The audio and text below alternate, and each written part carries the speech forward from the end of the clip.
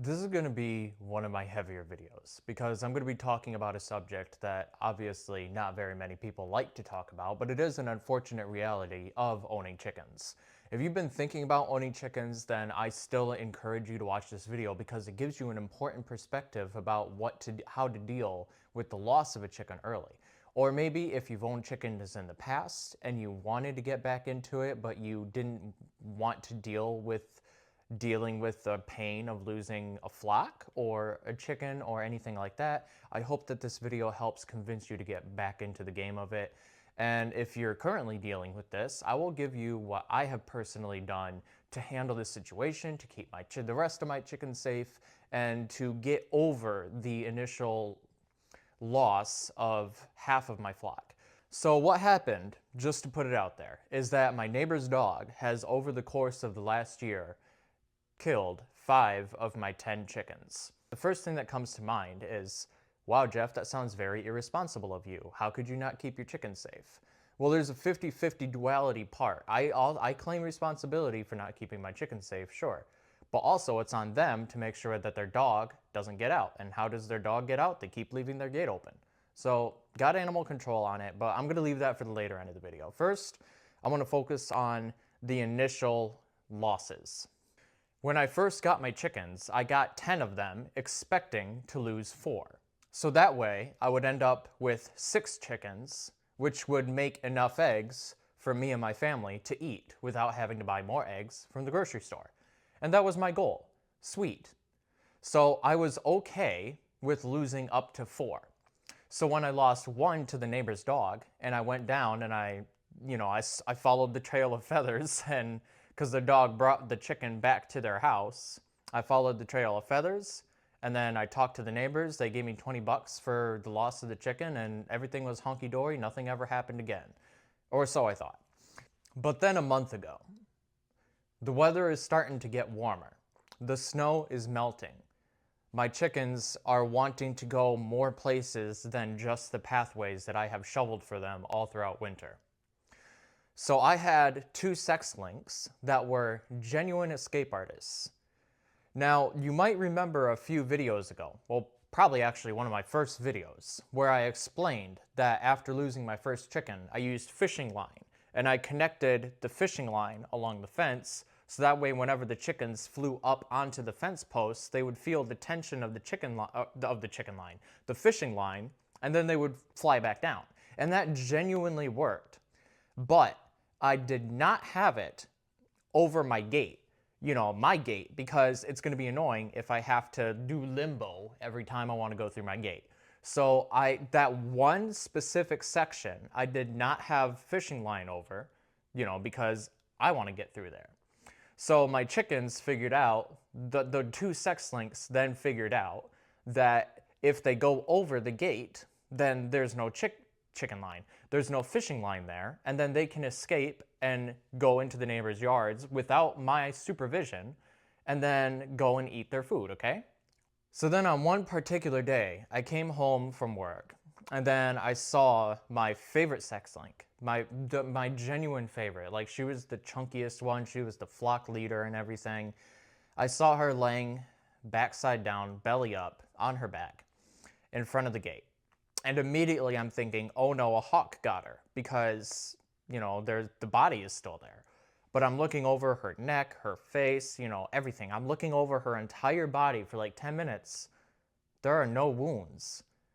Which then leads me to consider, she tried to get back into the gate. Something was scaring her. She could not fly over the gate in her panic, and then she just panicked to death. Literally. And I felt so guilty about that because I didn't know what scared her. Like, what could possibly make her literally get scared to death? So I sat her on top of the trash bin, and then I started looking around. I first went into my other neighbor over there's yard, and then I saw it. Another sex link. It was still shocking knowing that the damage that was on it was exactly the same damage as what was described to me when that particular neighbor's dog got loose last time and took away my other chicken 8 months prior. So at that point, I knew, oh, this dog came back for seconds. But I didn't let those neighbors know. I figured, okay, but these 2 chickens were the only ones that ever escaped unsupervised. All the other chickens, they stay in the yard. They don't ever try to escape. They're good chickens. So, and it pains me to admit. So now I'm down to 7 chickens. I'm still above 6. So it's okay. It's okay.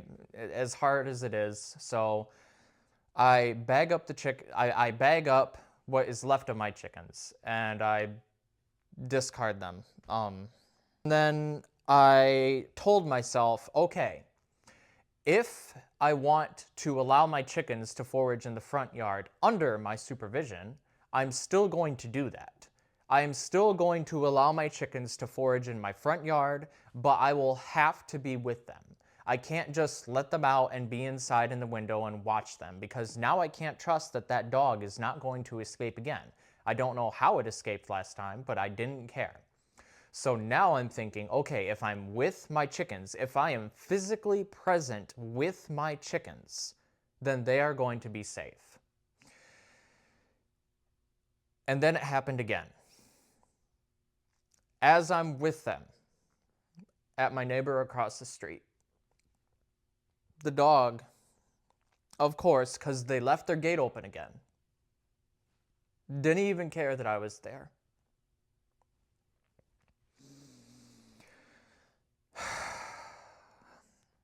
I'm going to cut here for a second. So the dog came up, didn't even care that I was there, immediately guns down my cuddliest one. Like, I have shorts with this chicken. I have pictures with this chicken. This chicken was the one chicken that I had that would come up and jump on my lap, that would actually cuddle with me, and bit a big old hole out of her back. I mean, like, I'm not obviously not going to show you the picture of what the wound looked like, but it went down to her backbone, and it was easily about this much, like, probably about, like, reference size, about this much of her back was gone down to the bone. And obviously, because of that big old hole in her back, she's not going to make it. So the first thing that I do is I chase their dog back down. I see that their gate is open. I have a big argument with those neighbors. I tell them, look, this is the 3rd time this has happened. This cannot continue. You have to do something about this dog. They gave me another $20, and then they figured that that was going to be the end of it. But unfortunately, at this point, it has been 3 times that their dog has escaped and attacked my chickens. Now, I know that there's the other side of the morality coin. Oh, Jeff, why didn't you keep your chickens in the yard? Well, the first 2 times, okay, my fault. The 3rd time, I thought that if I was physically present with my chickens in that moment, that they would be safe, that the dog would see me, or I don't know, okay? Look, I just wanted to be able to have my chickens forage in my front yard, be able to go to my neighbors, because my neighbors like watching my chickens, and now they can't do that anymore because my neighbors can't keep their dog under control, or they can't keep the gate shut, or something keeps happening with that dog. So at this point, I have video evidence of the incident, which obviously I'm not going to show you, and I contacted animal control. I explained to them the situation, and then they took care of it from there.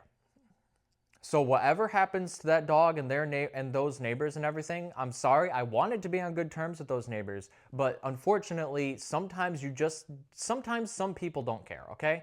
Unfortunately, with some people, they just can't take proper care of animals. And that doesn't mean that they're bad people. That just means that they don't have the capability to be able to take care of an animal, whether it's because of mental health issues or because they just can't, or whatever. Like, I'm not going to get too deep into the weeds here. The point is that hopefully animal control can help them with that dog, or they can get rid of that dog. Whatever happens, I'm okay with it, because that dog, unfortunately, is not safe when it goes out into the neighborhood. And this isn't about just my chickens either. If that dog escapes and it runs through the road trying to chase a squirrel or a rabbit or something, you never know if somebody's going to be driving too fast or somebody's going to be texting and driving and then a car meets dog, and then what happens from there? I don't want that dog to be hurt. I am not mad that that dog did what it did. I am mad at the lack of responsibility on my neighbor's part. Okay, so I don't want you to think that I'm angry at the dog for doing dog things. I'm not. I'm angry at myself for thinking that that my presence would deter the dog. I'm angry at my neighbors for being negligent and not giving that dog proper exercise because it's a husky lab mix. Labs require a lot of exercise. Huskies require a lot of exercise. A husky lab hybrid? I can't even imagine the amount of exercise that that dog should be getting. Unfortunately, those neighbors do not give that dog the proper exercise that it needs. So my ranting out of the way of the dog. Where are we from here? We are down to 6 chickens. And just for reference sake, I did end up processing that chicken because, you know, obviously it's still alive at that point, but that wound was too big. So I processed it. I figured I'm going to be buying Cornish crosses anyways. It's not looking good. I may as well take my first big boy step and do what I know is right to do. So I processed it. And it was kind of fun. Like my wife and I were like, you know, once the deed was done and everything and I knew that she was gone, at that point it's a chicken. It's just a chicken to me. You know, like I don't know how to describe I don't know how to describe the mental switch flip of being distraught over the fact that your chicken is slowly dying in your hands because of a wound. But the moment that you willingly take away a life to feed your family, the moment that you begin processing that chicken, the moment that that chicken turns from a live chicken to a chicken carcass, something in my brain flipped and I was like, well, it's done. Let's just go ahead and do it. Let's just try it. You know, there's nothing more further that I can do to save this chicken. The deed has already been done.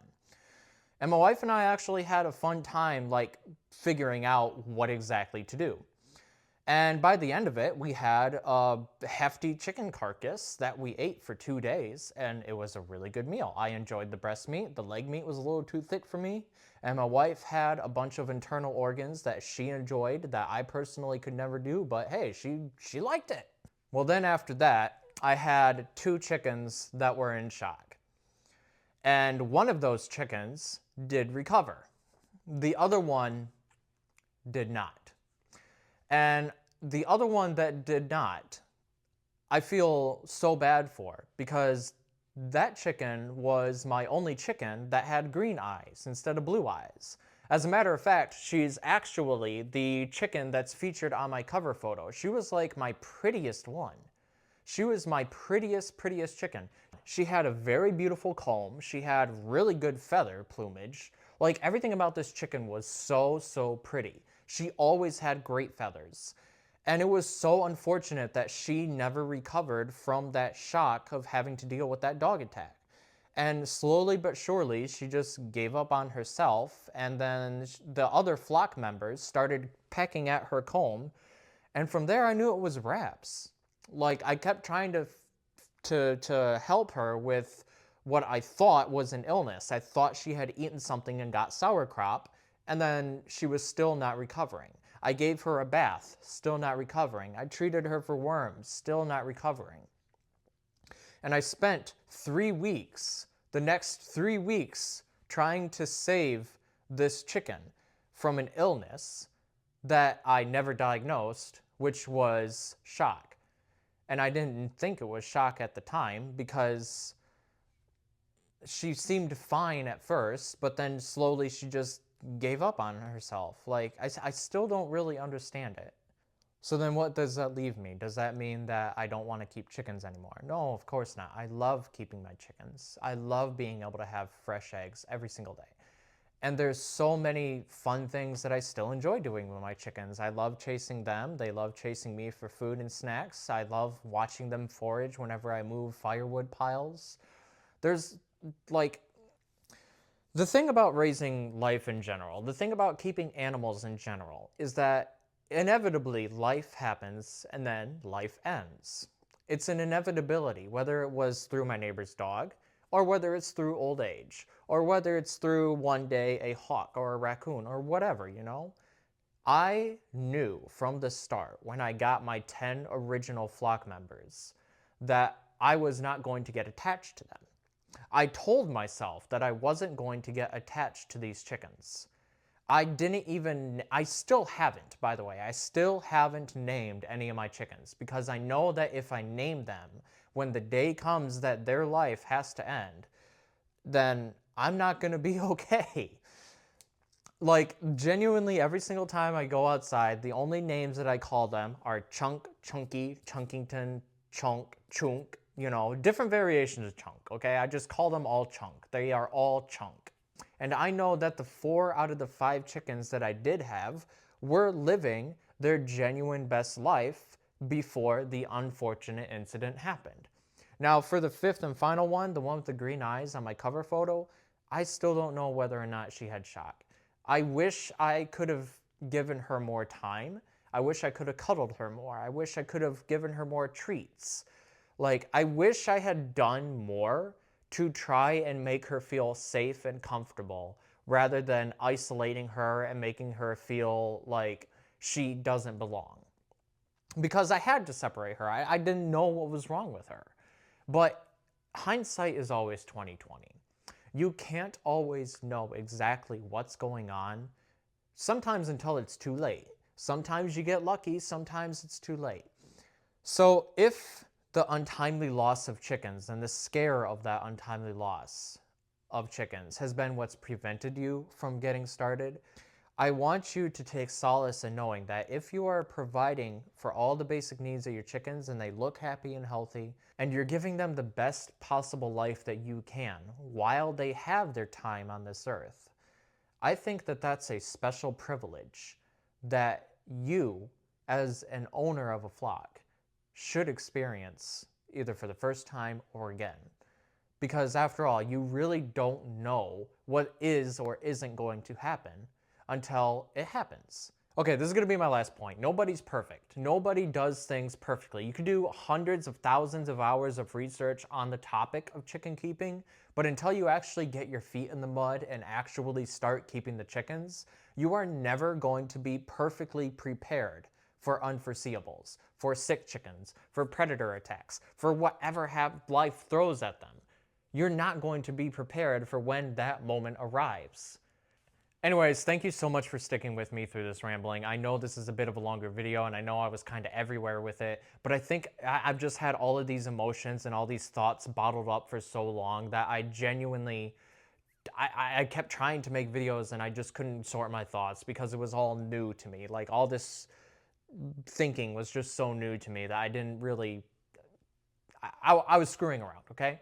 We're back, we're gonna do better, and we are going to change the world, and we're gonna make sure that as many people as possible get back into the self-sustainability era of humankind. So take care, and I will see you in the next one.